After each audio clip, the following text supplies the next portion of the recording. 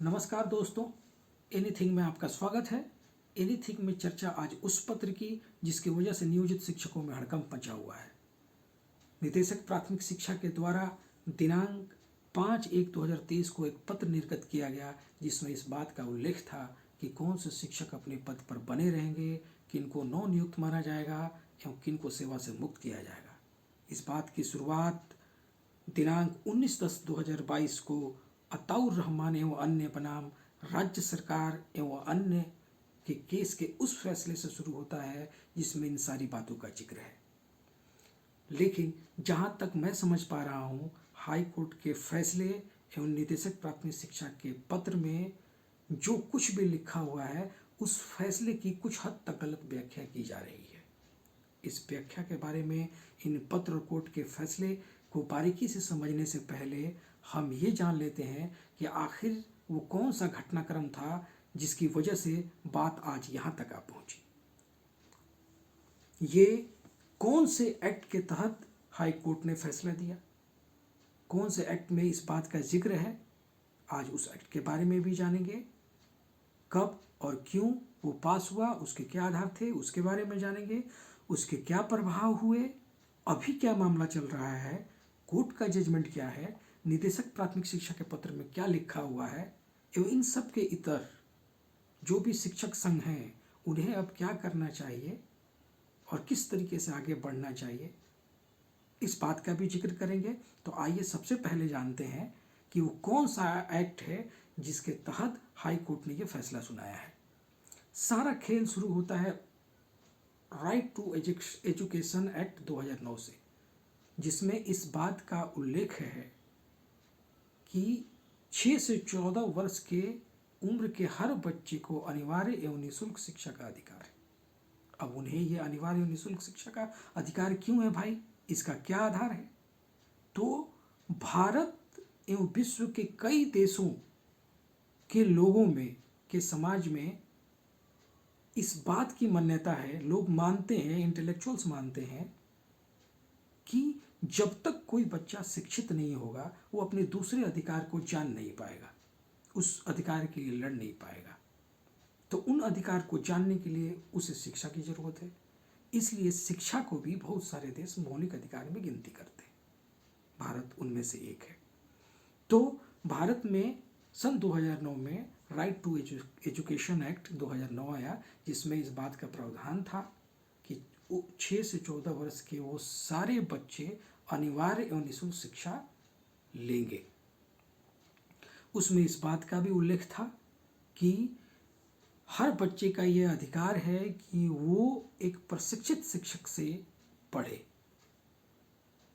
उस समय तक भारत में बहुत सारे प्रशिक्षित शिक्षक नहीं पाए जाते थे, उनके लिए कुछ समय का प्रावधान किया गया, जिसको आगे बढ़ाते हुए केंद्र सरकार ने 2017 अगस्त के महीने में एक नोटिफिकेशन जारी किया।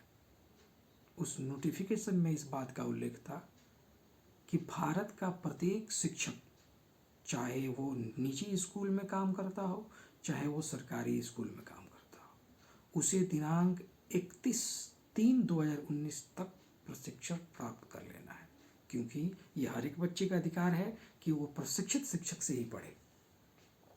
नियम बन गया, एक्ट पास हो गया, नोटिफिकेशन जारी हो गया, दिशा निर्देश जारी हो गए। केंद्र सरकार ने ये जिम्मा national institute of open schooling Noida को सौंपा कि भाई पूरे भारत के शिक्षकों को आपको ट्रेनिंग कराना है। एनआईओएस को एनसीटीई से मान्यता मिल गया, अप्रूवल मिल गया कि भाई आप भारत के पूरे शिक्षकों को ट्रेनिंग करा सकते हैं। एनआईओएस ने कोर्स को इस तरीके से डिज़ाइन किया कि 2 वर्ष के कोर्स को उसने 18 महीने में समेट दिया। 18 महीने में एनआईओएस ने पूरे भारत के शिक्षकों को ये प्रशिक्षण प्रदान किया एवं 31 मार्च 2019 तक सबका एग्जाम भी ले लिया। लेकिन एनआईओएस से गलती ये हुई कि उसका परिणाम घोषित करने में उसने देरी कर दिया। परिणाम घोषित हुआ 22 मई 2019 को और अब जब शिक्षकों का सेवा निर्धारण हो रहा है, उनका फिक्सेशन हो रहा है, सर्विस बुक पे लिखा जा रहा है, तो प्रशिक्षण की तिथि 22 मई 2019 लिखा जा रहा है, जबकि उनकी सारी पाठ्यचर्या एवं उनका एग्ज़ाम 31 मार्च 2019 से पहले हो चुका था। सर्टिफिकेट उन्हें मिलता है 22 मई 2019 को। इसमें शिक्षकों की कोई गलती नहीं है। ये तो national institute of open schooling की गलती है, लेकिन फिर भी ये सारा जिम्मा खुद केंद्र सरकार ने एनआईओएस को सौंपा था और एनआईओएस ने सारा काम, सारा एग्जाम 31 मार्च 2019 तक ले लिया। तो अभी जो फैसला कोर्ट का आया है, और कोर्ट के फैसले में क्या लिखा हुआ है, निदेशक प्राथमिक शिक्षा के फैसले में के पत्र में क्या लिखा हुआ है, आइए अब उसकी चर्चा करते हैं। सबसे पहले तो कोर्ट में जो भी मामला गया उसमें कई तरह के मामले थे, जिसको कोर्ट ने एक साथ मर्ज किया और सबकी सुनवाई एक साथ करी। उसमें उसने शिक्षकों को कई वर्गों में वर्गीकृत किया और उनको ए से लेकर एच तक के कैटेगरी में रखा। A B C T E F G H तक के कैटेगरी में रखा और सबके लिए अलग अलग निर्देश दिए। जैसे बहुत सारे ऐसे शिक्षक थे जो 31/3/2019 के बाद प्रशिक्षण के लिए गए। बहुत से ऐसे शिक्षक हैं जिनका सारा प्रशिक्षण और एग्जाम 31 मार्च 2019 तक कंप्लीट हो गया, लेकिन उनका परिणाम, उनका सर्टिफिकेट देर से जारी हुआ। बहुत से ऐसे शिक्षक थे कि जो 31/3/2019 तक तो प्रशिक्षण प्राप्त कर लिए हैं, लेकिन उनका रिजल्ट अभी तक नहीं मिला है। बहुत से शिक्षक ऐसे थे जिनका इंटरमीडिएट में 50% ना होने के कारण उनका परिणाम घोषित नहीं हुआ। बहुत सारे शिक्षक तो अनुकंपा पे आए जो खुद 31 मार्च 2019 के बाद आए।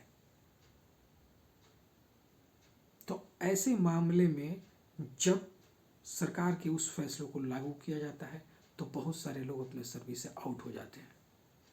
तो उनके लिए कोर्ट ने फैसला दिया कि 31/3/2019 से लेकर और कोर्ट के फैसला आने तक, यानी कि 19/10/2022 तक, 31/3/2019 के पश्चात और 19/10/2022 तक जो शिक्षक प्रशिक्षण प्राप्त कर लेते हैं उन्हें प्रशिक्षण की तिथि से नवनियुक्त माना जाएगा, और जिन्होंने प्रशिक्षण पूर्ण नहीं किया है उन्हें सेवा से निकाल दिया जाएगा।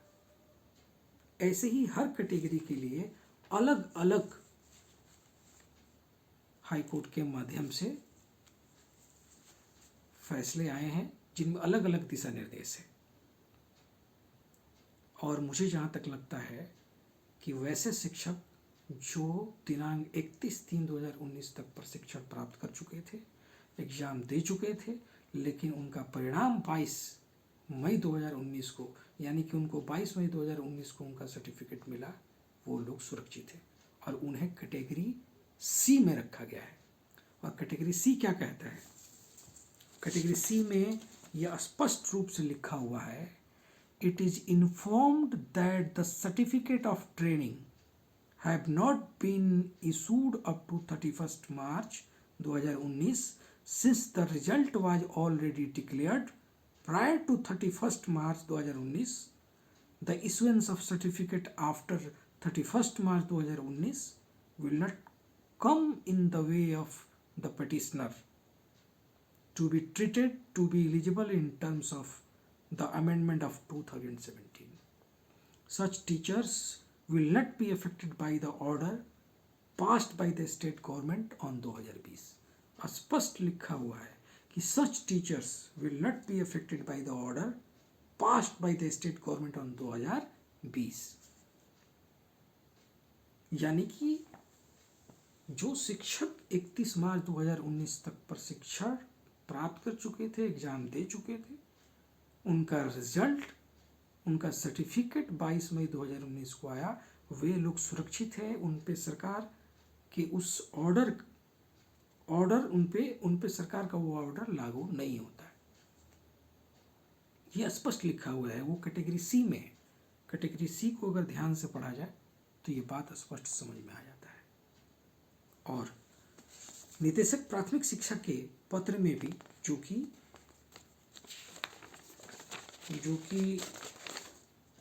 5/1/2023 को जारी हुआ था, उसमें भी बिंदु नंबर 3 में लिखा हुआ है, वैसे शिक्षक जिन्होंने प्रशिक्षणचर्या दिनांक 31/3/2019 तक पूर्ण किया हो तथा उत्तीर्ण हुए हो किंतु उनका परीक्षा परिणाम पत्र निर्गत नहीं हुआ हो, वे सेवा में बने रहेंगे।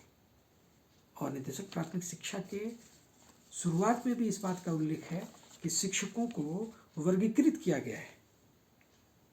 माननीय उच्च न्यायालय द्वारा ऐसे सभी वादीगण एवं समरूप कार्यरत शिक्षकों को विभिन्न वर्गों में वर्गीकृत करते हुए तदनुसार सेवा में रखने अथवा सेवा मुक्त करने के संबंध में न्याय निर्देश दिया गया है, लिखा हुआ है।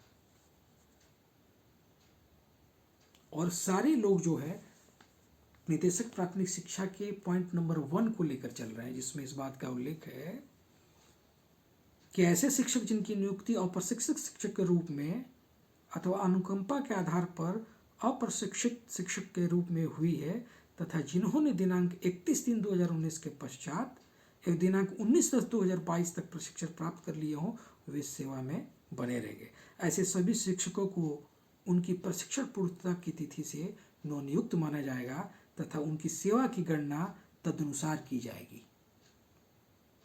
इनके प्रशिक्षण से पूर्व की सेवा की गणना किसी भी परियोजना के लिए नहीं की जाएगी। तो ये एक कैटेगरी में जो शिक्षक हैं, ये बात उनके लिए कही गई है। NIOS से प्रशिक्षित वैसे प्रशिक्षित शिक्षक जो दिनांक 31/3/2019 तक प्रशिक्षण प्राप्त कर चुके थे, एग्जाम दे चुके थे, लेकिन उनका सर्टिफिकेट 22/मई/2019 को आया, वे लोग सुरक्षित हैं, उन पर सरकार का ऑर्डर लागू नहीं होता है। कैटेगरी सी में स्पष्ट रूप से हाईकोर्ट के फैसले में लिखा हुआ है। और निदेशक प्राथमिक शिक्षा के पत्र में भी इस बात का उल्लेख है, लेकिन उतना स्पष्ट नहीं है, लेकिन लिखा हुआ है कि वे लोग सेवा में बने रहेंगे। अगर वही हाईकोर्ट के फैसले में कैटेगरी सी में देखा जाए तो लिखा हुआ है कि 2020 में जो सरकार का ऑर्डर आया था वो उन पर लागू नहीं होता है। ये तो हो गई बात निदेशक प्राथमिक शिक्षा के पत्र की एवं हाईकोर्ट के फैसले की। अब चलते हैं इससे थोड़े से व्यापक स्तर पे कि शिक्षक संघों को क्या करना चाहिए, शिक्षकों को क्या करना चाहिए। शिक्षक संघ को या शिक्षकों को यह करना चाहिए कि वो सुप्रीम कोर्ट में एक जनहित याचिका दायर करें, जिसमें इस बात का उल्लेख हो कि सरकार ने नोटिफिकेशन जारी किया कि 31/3/2019 तक सबको प्रशिक्षण प्राप्त कर लेना है, और ये जिम्मा खुद केंद्र सरकार ने NIOS को दिया और उसने अपना जिम्मा पूर्ण भी किया, लेकिन सर्टिफिकेट देने में थोड़ी सी देरी करी। उस पर डेट जो अंकित है वो 22 मई 2019 का अंकित है। तो इसमें हमारी क्या गलती है? तो सुप्रीम कोर्ट उसको उन सारे शिक्षकों को जिनका परिणाम 22 मई 2019 को जारी हुआ, उनको 31 मार्च 2019 तक प्रशिक्षण किया हुआ मान लेगी, तो ये पूरे भारत के शिक्षकों के लिए बड़ा आसानी हो जाएगी। कभी भी उनके खिलाफ कोई केस नहीं बन पाएगा, वो कभी कोई समस्या में नहीं फंस पाएंगे। या शिक्षक संघ केंद्र सरकार के पास जाए, मिनिस्ट्री ऑफ एजुकेशन के पास, और उनसे ये बात करे कि सर आपके द्वारा ये आदेश पारित किया गया, आपने NIOS को चिन्हित करा कि भाई आप प्रशिक्षण कराओ, उसने प्रशिक्षण कराया। सर्टिफिकेट पर जो डेट मेंशन है उसमें 22 मई लिखा हुआ है, तो इसमें हमारी क्या गलती है? हो सकता है कि ministry of education, central government एक नोटिफिकेशन जारी करके इन सारे समस्याओं का समाधान कर दे, फिर किसी भी स्टेट में कभी कोई मामला नहीं होगा, कभी कोई केस नहीं होगा। इधर उधर दौड़ने से अच्छा है कि इस मामले में या तो जनहित याचिका सुप्रीम कोर्ट में दायर की जाए, और नहीं तो ministry of education, central government के पास जाया जाए। उम्मीद है कि इस चर्चा से नियोजित शिक्षकों को और शिक्षक संघ को कुछ न कुछ लाभ होगा और एक नया आयाम और नया रास्ता निकलेगा। Thank you.